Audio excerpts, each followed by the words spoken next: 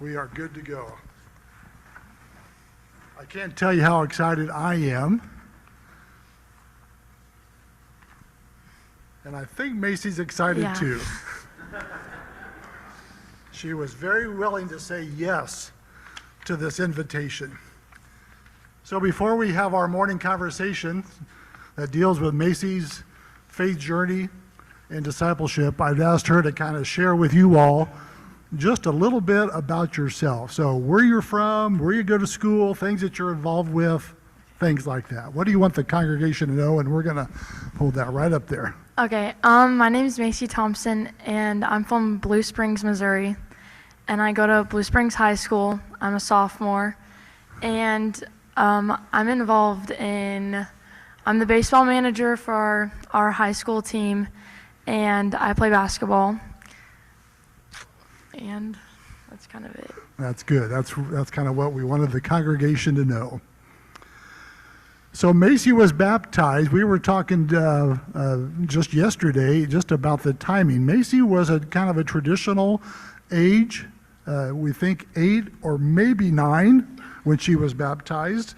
And so I've asked her to share with the congregation when she decided to get baptized. I asked her, did someone make you get baptized? Did someone force you to get baptized?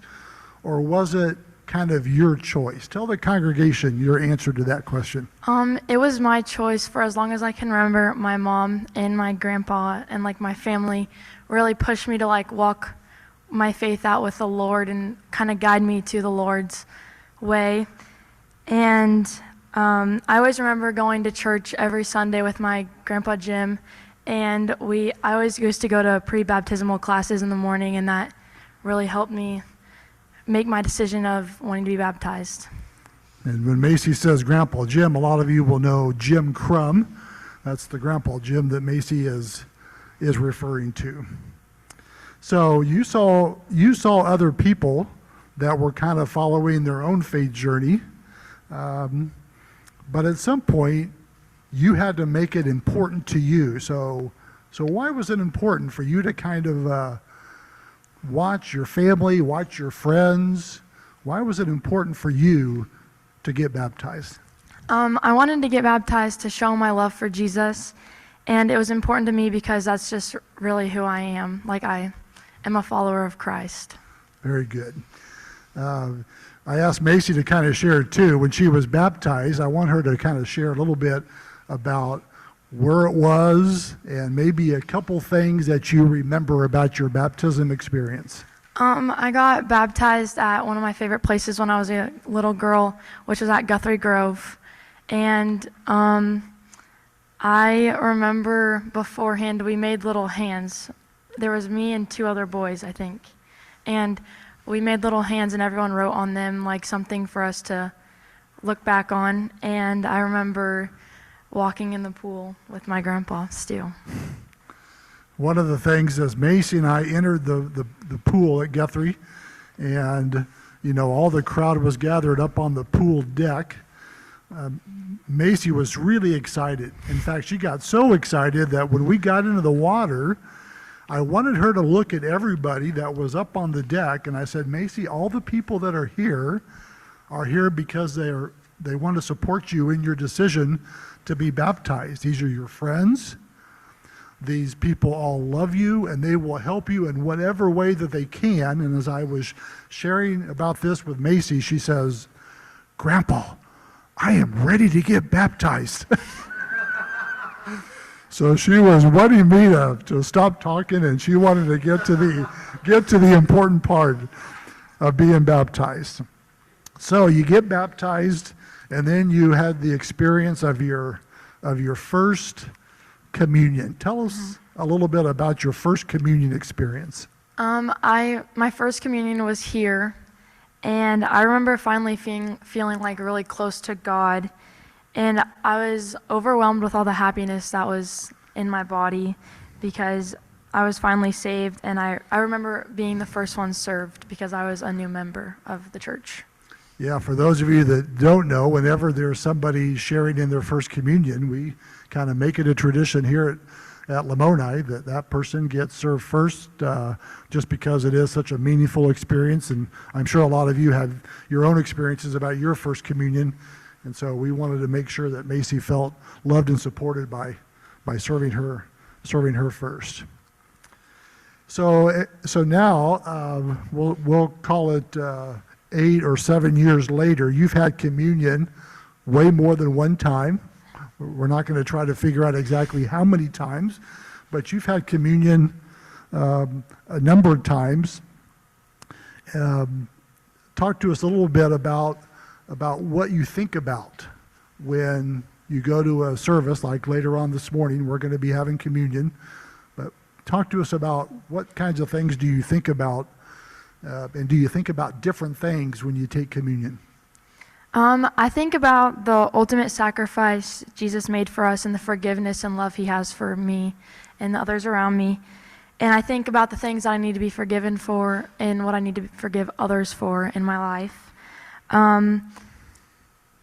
There's always different things each time. It's usually just like what's heavy on my heart or like what I've done in the past moments that I've leading up to the communion that I'm about to take. And it's just things I need to talk to God about and lay down at his feet. Very good. Macy turned 16 a week ago today. And I think all of you know, those of you that have raised your kids, you know the teenage years can be kind of interesting. They can certainly be fun, but they can also have their challenges. And maybe those of you that have grandkids that are Macy's age kind of know what it's like living and growing up in today's world with some of the things that me as a teenager and some of you as a teenager did not have to worry about. And so I want to try to shift our focus a little bit with Macy to talk about some things at school and some things relative to being a teenager. I think, Macy, you told me that at your school there are about 2,500 students. Is that what you told me? Does that sound right, Mom? Okay. Yeah, so it goes to a really big high school. That means a graduating class is in the range of 500 to 700 people.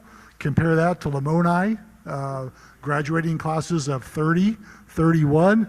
And so Macy's environment at the high school is certainly way different than what some of you are experiencing here in Lamoni. So my question, Macy, you've made the decision to get baptized. You want to be a follower of Christ. You are a follower of Christ. Talk to us about how you interact with all those people at school that you interact with in terms of your faith. Well, it kind of serves as a guideline to how I live my life day to day.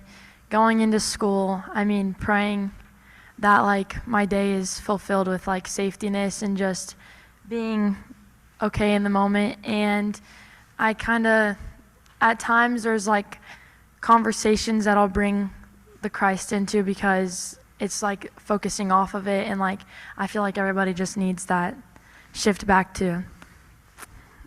All right, is it easy? There are some people that go to your school that are like you, that have faith, that believe in Jesus.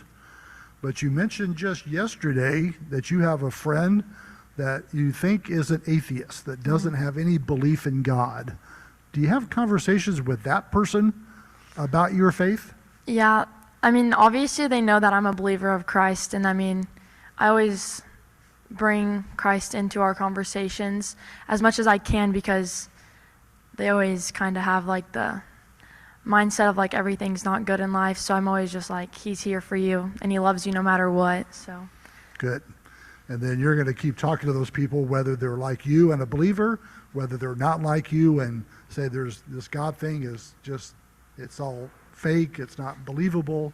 And everybody that maybe kind of goes back and forth. One day they believe, one day they don't believe, and they kind of struggle. You're going to keep talking to those people. Yes. Talk to us when you're at school, when you have those conversations, where are you? Mainly some of my conversations have been on bus rides to games for basketball. Some of them get brought into classrooms, like whenever we're just like one-on-one, or a lot of them kind of happen in the hallway. I mean, just wherever at the moment. I wanted to ask Macy that question just because when we think in terms of our discipleship, that those conversations take place in a lot of different places. Bus rides for Macy, in the hallway, maybe in the cafeteria during lunchtime, maybe at the ball field when she's managing the baseball team, all kinds of different places. I think it's a healthy reminder that here is a young disciple that is willing to have those conversations in many places. I think the invitation is there for all of us to have those conversations in as many different places as we can. All right, so as we get ready to take communion, we're going to partake of the bread and the wine. You have come up with 3 things that you want the congregation, these people here, the people that are on Zoom, you want them to have 3 things that you want them to think about as they get ready to take the bread and the wine. So what are the 3 things you want us to hear? First, remember that Jesus is preparing to go to the cross and for the sacrifice that he made for us. The second reminder is that the Bible tells us the truth that you are loved and forgiven. And the third reminder is that we should forgive others the way that we are forgiven by the Lord. Thank you, Macy. Those are good pieces of advice for us to consider as we prepare to take the communion. I, for one, I'm mega proud of Macy, my granddaughter, for her willingness to do this. I hope that you are proud of her for being willing at a young age to share her belief and her faith journey. We typically do not clap at the end of a sermon, but I think it's perfectly appropriate that we show a round of applause and thank Macy for sharing with us this morning.